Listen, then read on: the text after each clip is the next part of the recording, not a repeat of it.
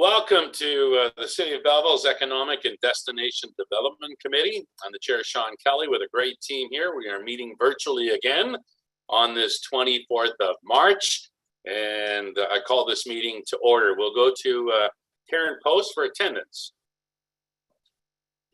Okay, thanks everybody for attending the meeting. We have quorum. We are missing one or two members, but we have more than enough for quorum today. All right, thank you. Number 3 on the agenda, disclosure of pecuniary interest and general nature thereof. Anybody have any issues? Seeing none, we'll move on to number 4. You had a chance to review the minutes of January 20th and February 3rd meetings. They were attached to the agenda. You had a chance to look at those. Any comments? We get a mover and a seconder. Councillor Alsop, seconded by Blair Gamble. All those in favor? Approved. Thank you.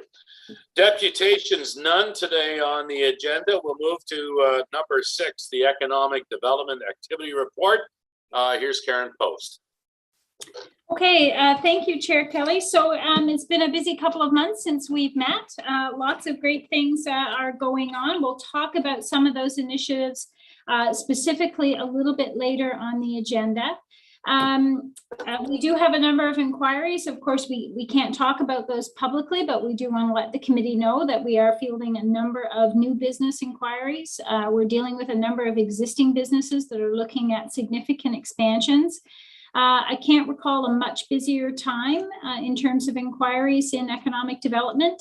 It is, I think, as MPP Smith says, the roaring 20s. It does seem like the roaring 2022s are off to a very good start. So we're happy to see that. We're very busy. A lot of what we're doing at our meetings are updates on the projects that we're working on. They often take, months to implement and last for, months, if not years. So we just want to assure you we're busy continuing on with those activities, enhancing those activities, and making sure that we're providing good responses to any inquiries that we receive. So unless there are any questions, specific questions about anything on the report, that's my summary.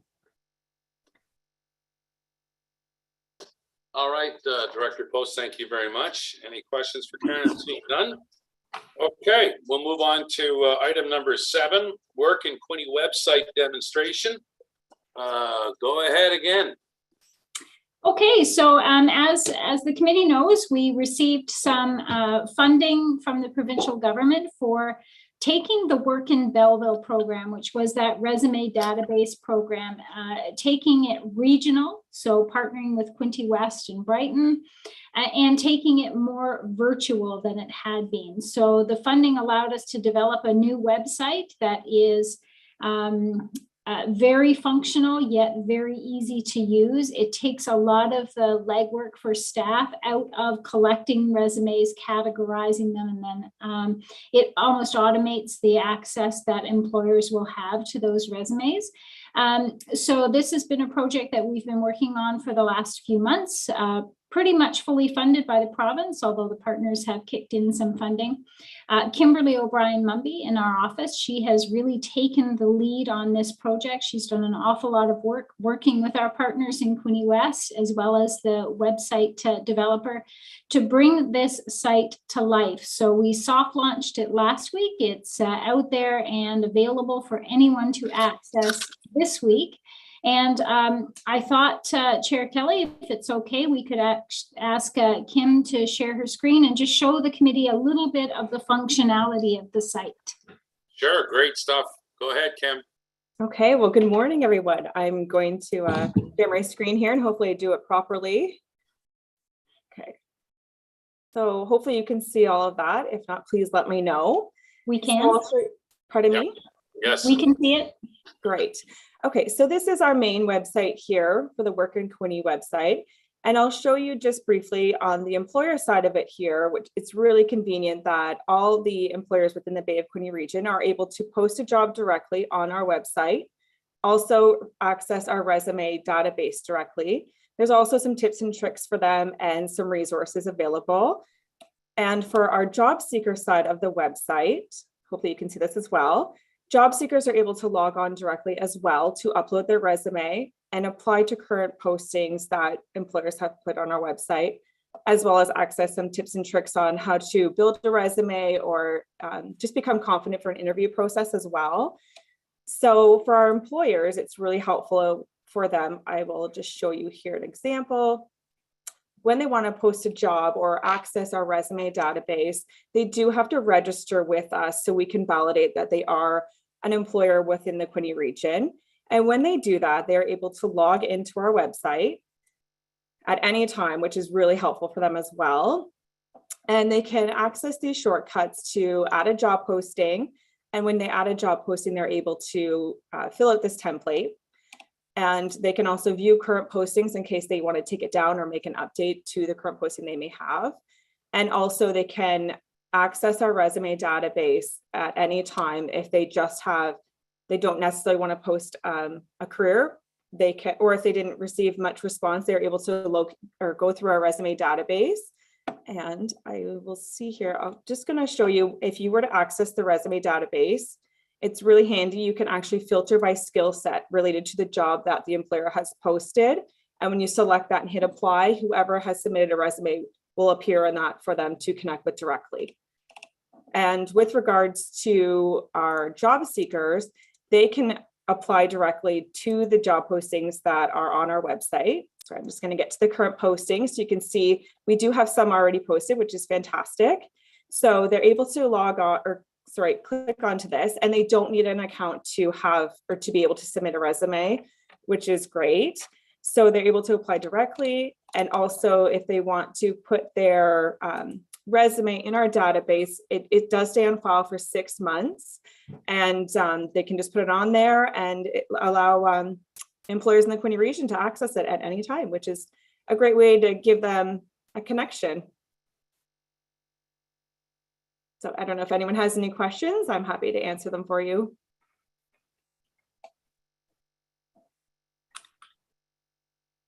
Maybe I can just add, we worked with a company called Up and Up.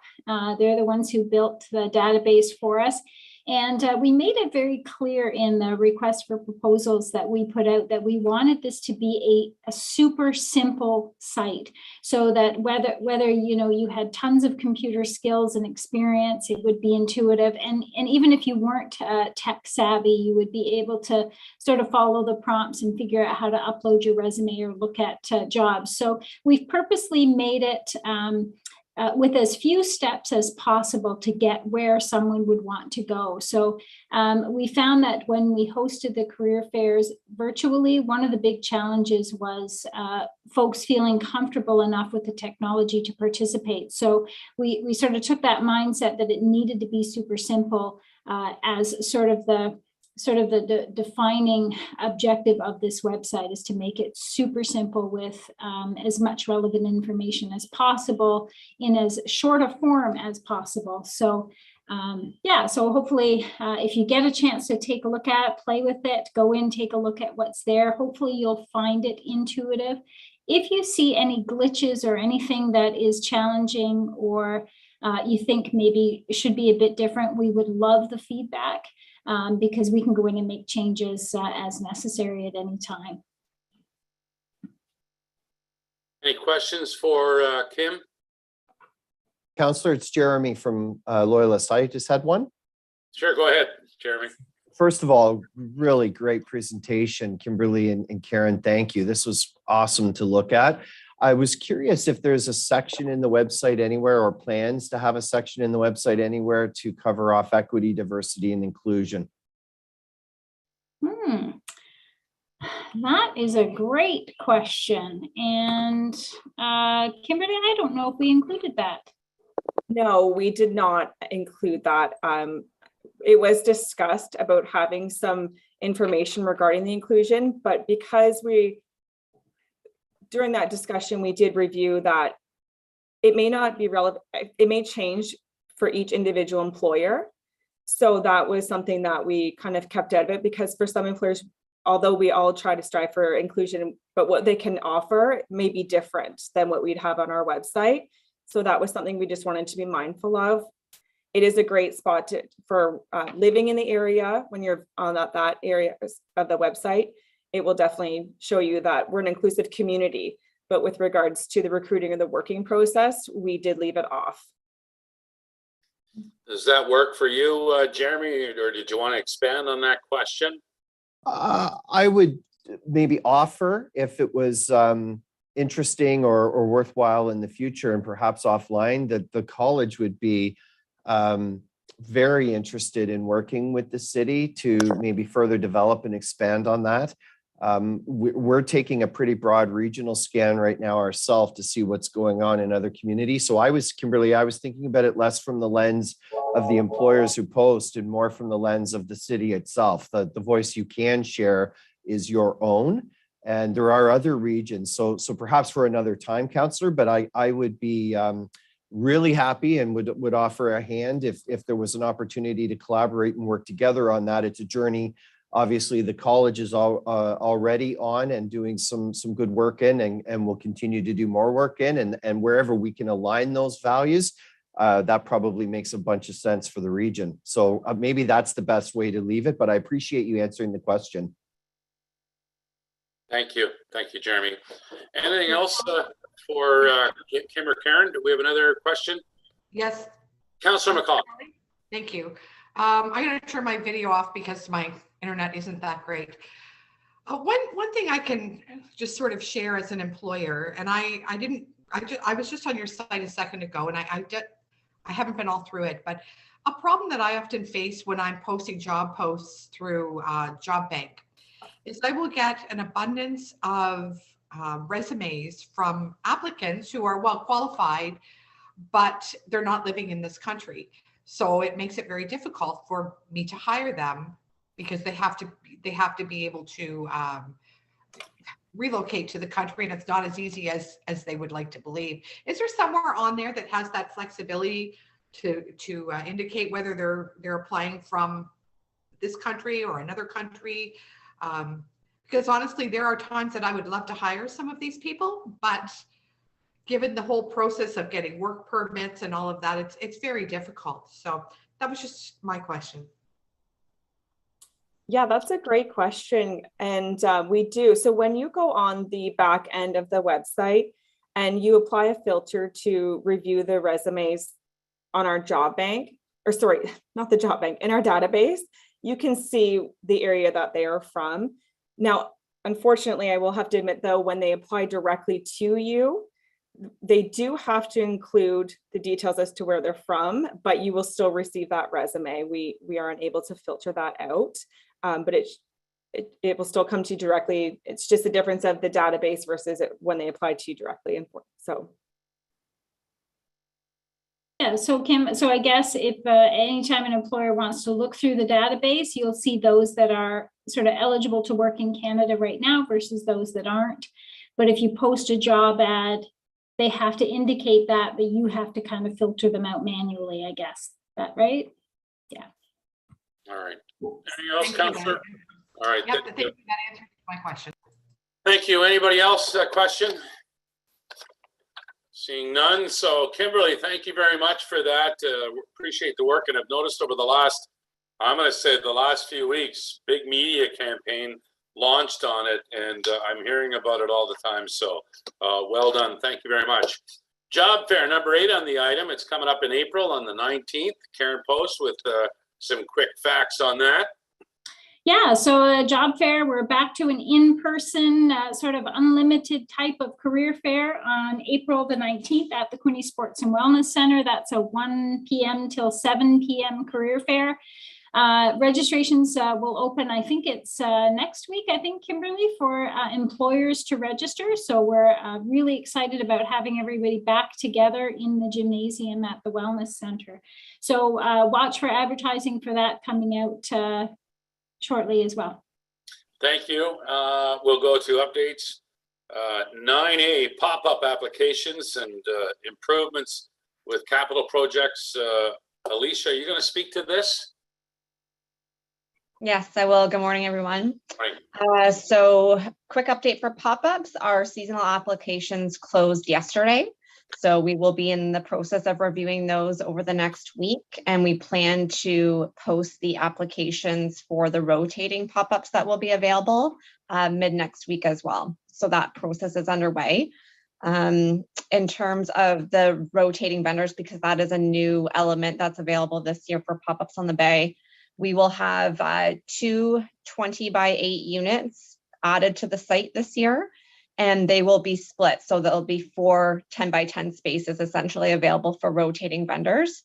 We're looking at a 2-week rotation. So when we put out the applications, if somebody's interested in applying to be a rotating vendor, it's a minimum 2 weeks that they can apply for, and they can select the date that they are interested in, and then we will review it from there. We're also looking at potentially, and it will depend on the applications we've received for seasonal vendors and what the selection process looks like for the seasonal vendors. But I'm hoping there's opportunity to have rotating spaces for food trucks as well. I think I'm really excited about the new opportunities that rotating vendors will bring to the site this year in terms of creating that change every couple of weeks that will continue to drive new interest in visitors to the park. I think that will, provide a really great opportunity for those rotating businesses, as well as an influx of new customers to the seasonal vendors. So hopefully by our next meeting, we'll be able to announce who the vendors are that will be set up in the park this year. We're looking at a May 27th Thanks, kickoff. Alicia. Oh. Okay, sorry. Just a couple more quick things. We're looking at a May 27th kickoff for the season. We'll be open Friday to Sunday until the end of June, 5 days a week. So we're going to do Wednesday to Sunday in July and August. That is a bit of a change from the report that we received, which recommended looking at opening on Mondays. But ultimately, we thought that Wednesdays needed to be an opening day. Primarily because Lions or the concerts in the park that the Lions put on take place on Wednesdays. So that brings hundreds of people to the park. We didn't want to miss out on pop-ups being able to capitalize on that audience. So we decided on the Wednesday to Sunday, 5 days a week during July and August, and then we'll go back to weekends for the month of September. And that's, we're in the process of just reviewing the capital needs right now. We had a site meeting yesterday, so that's all underway. And like I said, I plan to have quite a few more updates for the next meeting.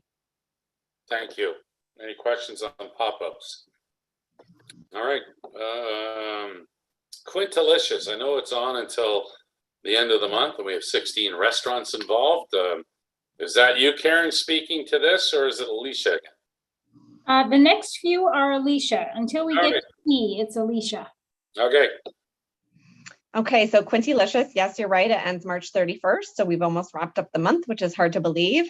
16 restaurants. We've had a really great response, some really diverse, I think, eating opportunities, which we were excited to see. Working on a follow-up survey now that will be circulated to those 16 participants, and then we'll be bringing a report to the committee at the next meeting, as we did last year, to bring forward information on how the event went. Thank you. Any questions on that? You can just keep rolling, Alicia. Rolling, okay.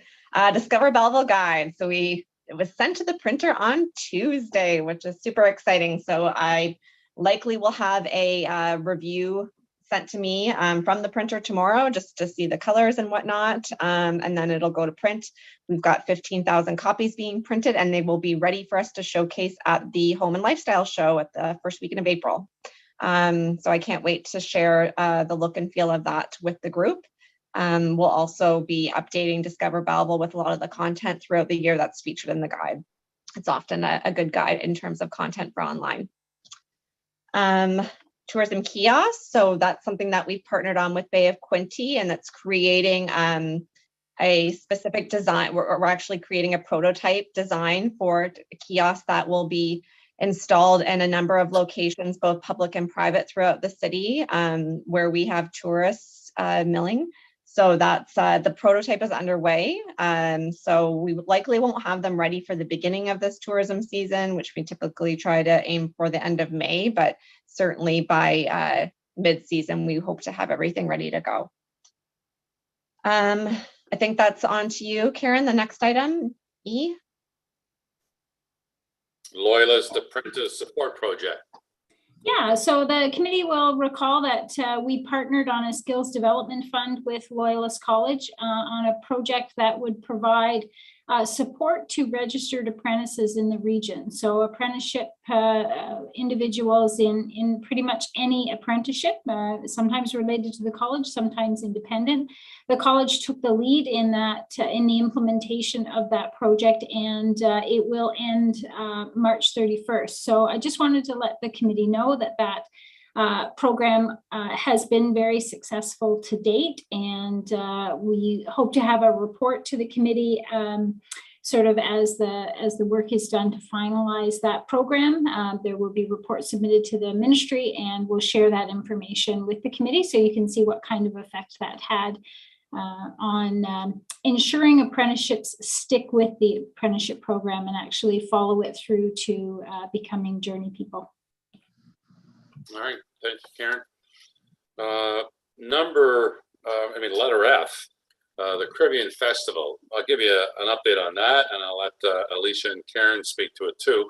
I'm involved with this. It's in partnership with the city and the Equity, Diversity, Inclusion Committee. We've had three meetings already, and we had one yesterday.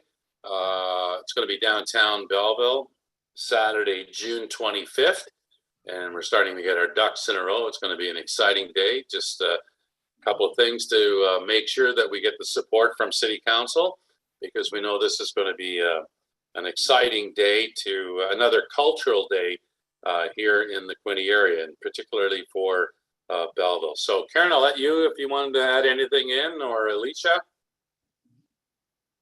I think you did a great job. It's just in its sort of infancy. It's going to be it's going to be a fun day downtown. You can come get your Caribbean on.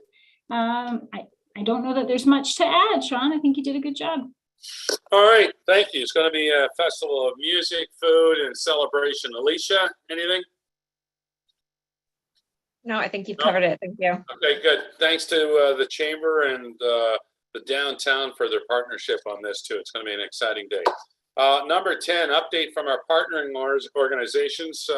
Who's here from the Chamber this morning? I can't see anybody on my screen. Yeah, unfortunately, we don't have a Chamber rep today or a representative from QEDC. All right, thank you. Who's up next? Want to go? I believe Don McCall from the Quinny District Association of Realtors. Hi, Don. Hi, how are you? Good, thank you. Thank you for having me today. Real estate, it's moving along just like it has been the last couple of years. It doesn't seem to be slowing down at all. The only thing that's, if you look at the numbers for February for 2022 compared to 2021, the situation just seems to be getting worse. The number of listings are down. The number of sales are down. The total number of listings are down, but of course the average price keeps going up. The average price for February was almost $770,000. For now, if you compare back to, I look back to like 2019, the average price was $338,000, and at the end of February, there was only 226 houses listed for sale on the board. And again, you compare that to 2019, there was 750 active listings on the board. So that whole supply and demand is just continuing. Anything else, Don? If anybody has any questions on the stats, I'm good. All right, thank you. Just a quick story. As a counselor with the city, this is the reality that many, I think, are living in. I had a gentleman reach out to me a couple weeks ago, and the individual's making six figures, and his partner has some health issues, and he was just talking about when he was a young lad growing up thinking of making six figures, he could afford a home. But his reality in 2022 is he can't afford a home, and he has a great job and great career, and very frustrated. So I just wanted you and wanted the committee to hear that, because that's many, I think, in our community's reality. It definitely is. I see it every day. I've got 3 different buyers that are looking, and we've been looking for a year and a half, and they just, you run into 18, 20 offers, and they're all cash offers, and they need to get financing, and they just can't compete. So until something changes on the supply side or on the demand side, I know it takes a while to get more houses built. That seems to be a slow process, and the provincial and federal government sometimes don't seem to be going down the same path, but we need to get all levels of government on the same path to help that out. But one of the big things is too that nobody in the media seems to be talking about is the demand side, and part of the demand side is the increase in immigration we've seen over the last 4 or 5 years. It's if you have an extra 100 to 200,000 people a year come in, you have to house them somewhere. And if you haven't increased the supply first, then, that kind of pushes the market to kind of where we are today. All right. Councillor McCaw had a question, I believe. Yeah. Thank you. It was just, you kind of answered it already, but I've noticed personally, and I'm sure you're seeing it, is that a great majority of the buyers are coming from the larger areas. And as a result, I think what we're seeing here is our local residents are finding it tougher time to find property and to be able to secure property, because obviously many need financing, but when someone is selling their larger home in the GTA area, they're actually able to come here with cash. So you answered my question. A lot of it seems to be coming from an out of town source, and some of the research I've done has shown that many of the selling agents are from the GTA area. Are you finding that as well?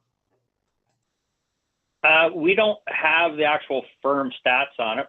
It is with our board we're part of an association now. It's kind of a level between us and the Ontario Real Estate Association. It's called ITSO.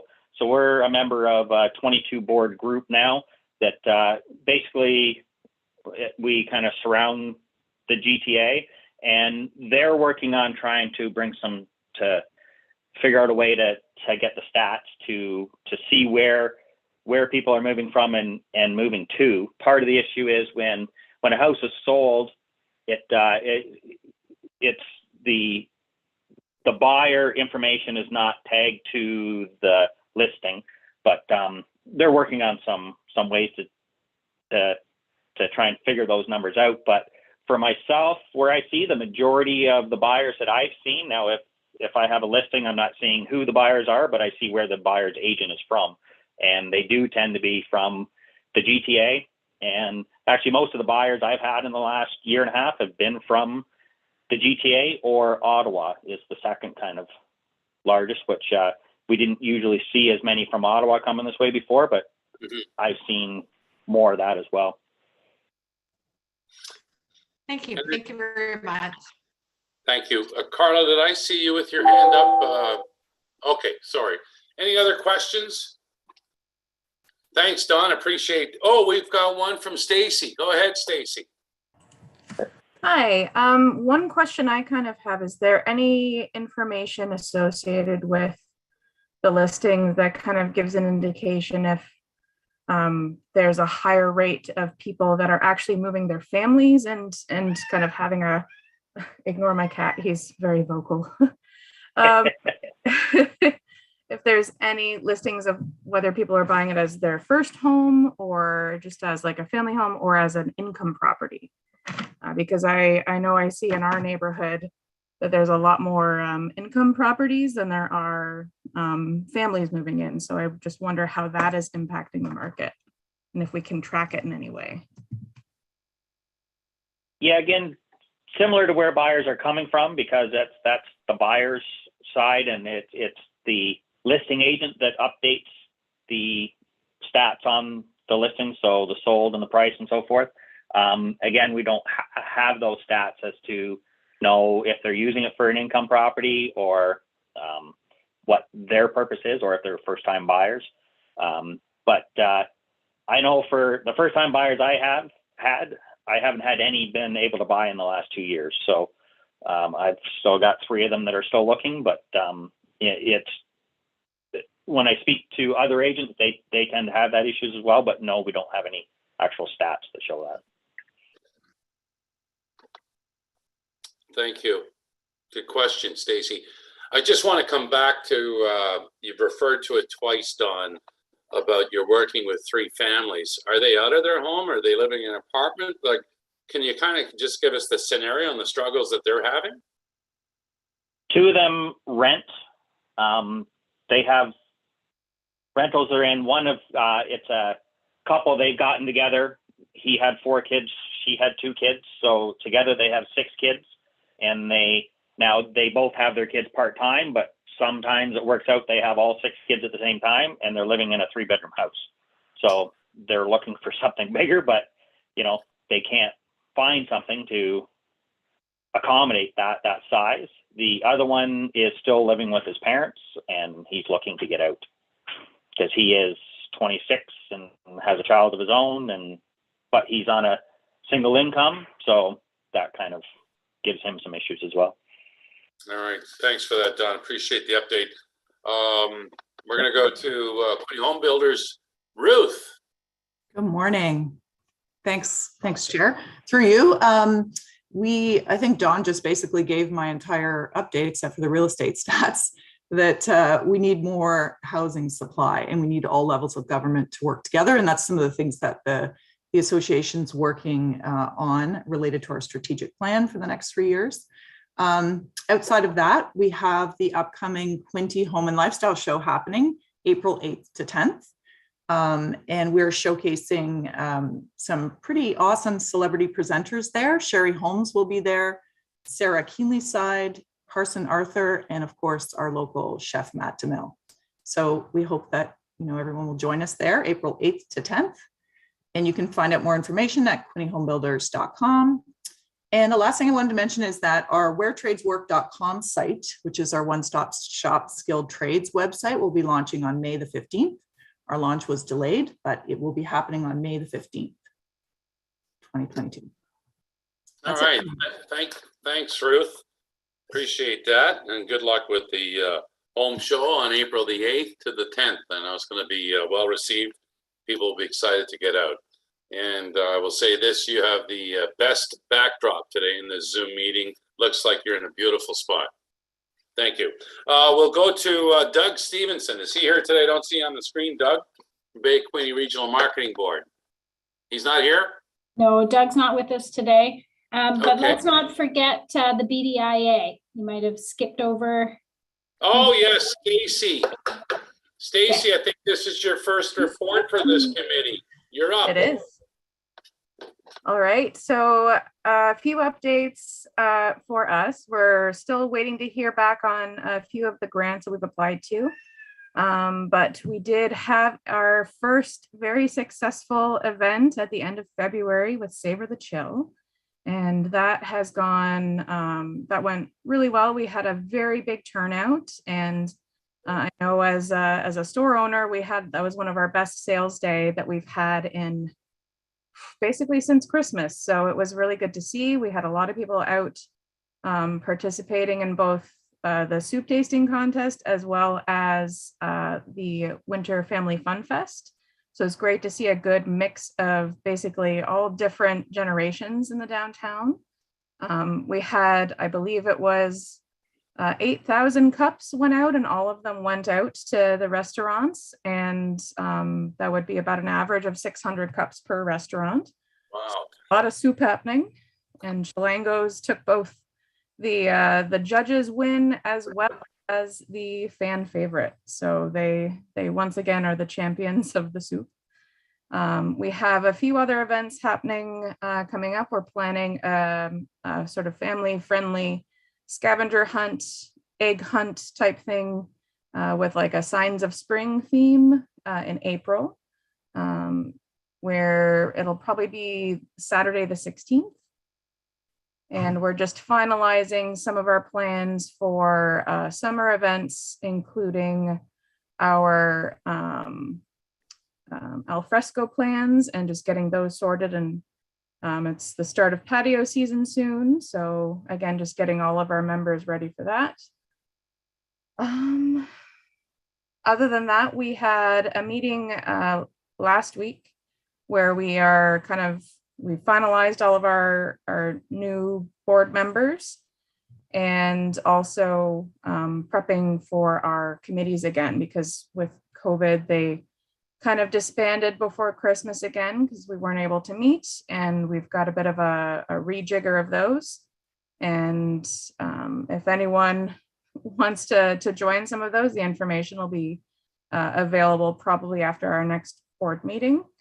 And yeah, I think we're working on the events and trying to get those and ready. We're doing a deputation to council at the next meeting on Monday, so you can hear more about the events then. We've got a good list, good roster, and we're excited to make those happen. Thank you, Stacy. Appreciate that. Continued success. Let's go to Brad from the Center for Workforce Development. Brad, you're up.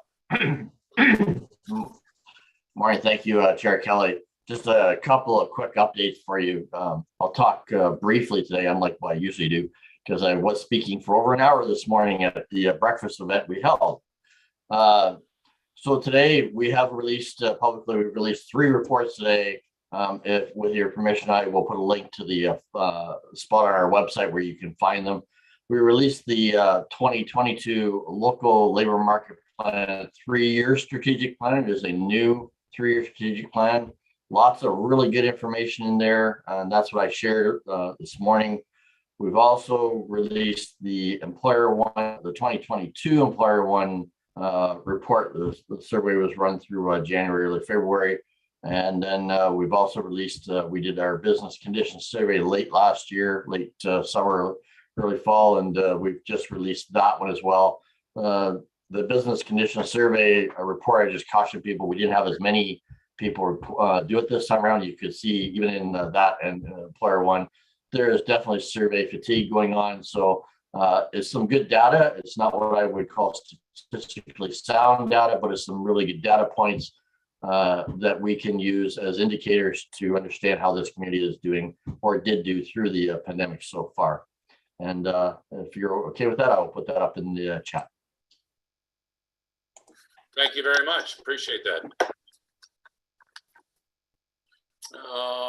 We're going to go to, we have a rep from the Quinny Arts Council.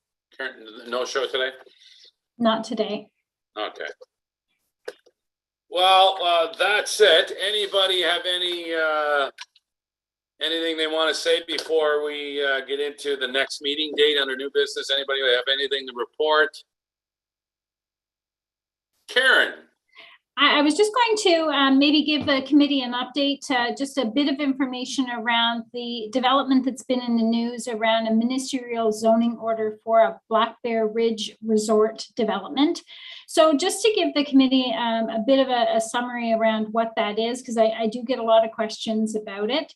So a ministerial zoning order is something that a minister can make, which essentially designates or identifies an area in a community and gives it sort of its first level of planning approval.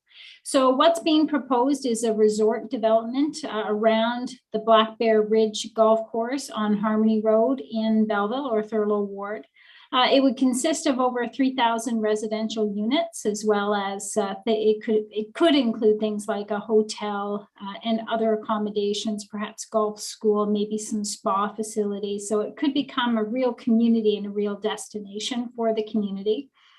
What the owners of Black Bear Ridge will be applying for, if they haven't already, is a minister's zoning order that would essentially give its first level of approval for that development. There will still be lots of studies and public consultations before that development would actually happen. And of course, there's lots of things that have to be discussed about, especially concerning servicing. So a development of that density, of that magnitude, is not likely to develop on private wells and septic systems. So there'll have to be considerable discussion around how servicing gets there, where the servicing comes from, and of course, who will pay for that servicing. So I just in case the folks that you're talking with, or if you had any questions around that, that's kind of the Reader's Digest version of what's going on with that development. There are still a few years worth of approvals that will need to happen before actual new development happens there. But if it does happen, I mean, it's a big development, over $1 billion once it's all built out. And it's a development that will take considerable time, probably 20 years to actually build out, but it could, it could be a significant development for the region. All right, thanks, Karen. Yes, that was big news a couple of weeks ago in the city. Before we get to ending the meeting, we haven't had it in a while. I sent Karen a little note this morning, just a reminder, if we had time, we will do it. And we're going to do it today because we're doing really well with time. Ladies and gentlemen of the committee, it's story time with Karen Post. She's going to share a story of a company in town, and it's a 3 or 4 minute little story. Take it away.